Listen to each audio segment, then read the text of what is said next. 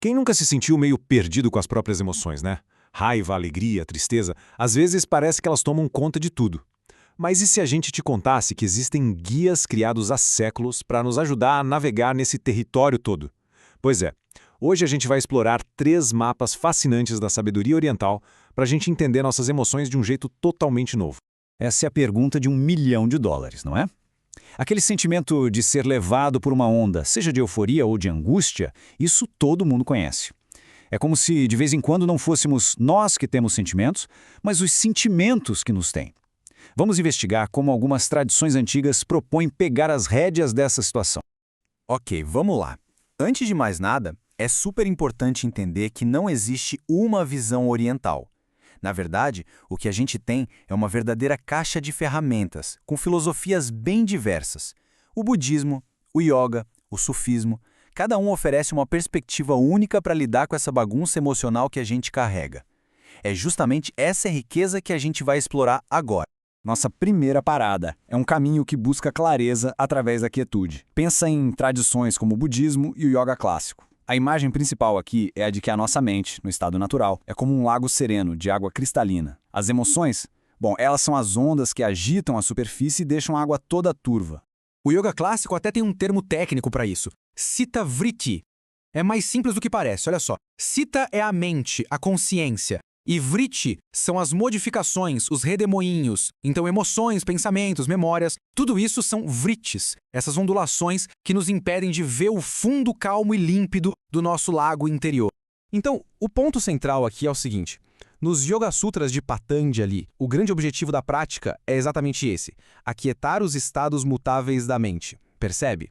Não se trata de destruir as ondas, mas de entender o que as causa e, com isso, permitir que elas se acalmem. A ideia é que a mente possa finalmente descansar na sua verdadeira natureza, que é de pura paz e clareza. Agora, o que é muito legal é a diferença, sutil, mas bem importante, entre as abordagens. Enquanto o yoga clássico foca mais em práticas ativas para parar essas flutuações, o budismo vai mais pela linha da observação atenta, do mindfulness. A ideia é sentar e observar a emoção surgir, ficar um tempo e ir embora, sem se agarrar nela e sem empurrá-la para longe. É transcender pela compreensão. E o budismo vai ainda mais fundo. Ele propõe uma espécie de alquimia interior. É a ideia genial de que as emoções negativas não são lixo para ser jogado fora. Pelo contrário, elas são matéria-prima.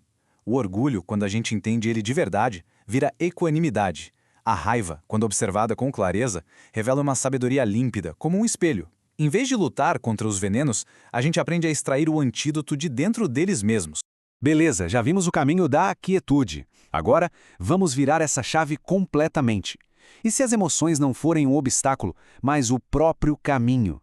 Esse é o coração do caminho da devoção que a gente encontra em tradições como o Vishishtadvaita Vedanta e no misticismo sufi. Essa é uma ideia bem radical, né? A escola de Ramanuja, por exemplo, sugere que emoções como tristeza, saudade e até o desespero existencial podem se tornar o combustível para nossa busca espiritual. Em vez de serem coisas a serem evitadas, elas são vistas como a porta de entrada para uma relação mais profunda com o divino, como um chamado da alma. E olha, acho que nenhum texto captura essa ideia melhor do que esse poema famoso de Rumi. Ele diz que cada emoção, mesmo a mais difícil, é um guia do além, é um mensageiro. A prática, então, não é expulsar o convidado indesejado, mas sim recebê-lo, sentar com ele, ouvir o que ele tem a dizer e aprender o que ele veio ensinar. É lindo, né? Então, para resumir, nesse caminho, o objetivo não é a ausência de emoção, mas a sua consagração. O amor que a gente sente por alguém pode ser expandido para o amor ao divino. A saudade de algo que se foi pode virar a saudade da nossa verdadeira essência. As emoções se tornam a linguagem sagrada da nossa conexão com tudo que existe. E agora, nosso terceiro e talvez o mais curioso mapa de todos, a teoria tântrica dos rasas. E se, em vez de aquietar ou de devotar nossas emoções, a gente pudesse prová-las? Isso mesmo, como um sommelier que prova um vinho complexo, apreciando cada nota, sem necessariamente se embriagar. O conceito-chave aqui é rasa. Em sânscrito, a palavra significa suco, essência, sabor. Na teoria estética de Abhinavagupta, rasa é a experiência de saborear a essência de uma emoção, mas com um certo distanciamento. Sabe quando a gente assiste a um filme e fica super emocionado com a tristeza do personagem, mas de um jeito que é belo, que enriquece? É mais ou menos isso. O processo aconteceria em 2 estágios. Primeiro, a gente tem o brava, que é a emoção bruta, sabe? A raiva que a gente sente no trânsito, a tristeza do dia a dia. Com consciência e prática, essa emoção crua pode ser refinada e transformada em rasa. A energia da emoção ainda está lá, mas em vez de nos dominar, a gente passa a apreciá-la como uma experiência estética, cheia de nuances. E o mais interessante é que não se trata só de emoções boas. A teoria lista 9 rasas principais, que formam uma paleta completa da experiência humana. É possível saborear o rasa do heroísmo, da fúria, do cômico e até do terror. O objetivo é desenvolver a capacidade de apreciar a riqueza de toda a gama emocional da vida sem ficar preso em nenhuma delas. Certo, então a gente chega na aplicação prática de tudo isso. Quietude, devoção e transformação. Isso aqui não são doutrinas competindo entre si, tá? Pensa nelas como 3 mapas diferentes no nosso kit de ferramentas para o autoconhecimento. Vamos colocar lado a lado para ficar bem claro. O caminho da quietude vê a emoção como uma perturbação a ser acalmada para a gente encontrar paz. O da devoção vê como um combustível para a união com algo maior. E o da transformação vê como matéria-prima a ser saboreada para uma compreensão mais profunda. 3 visões, 3 objetivos, 3 ferramentas.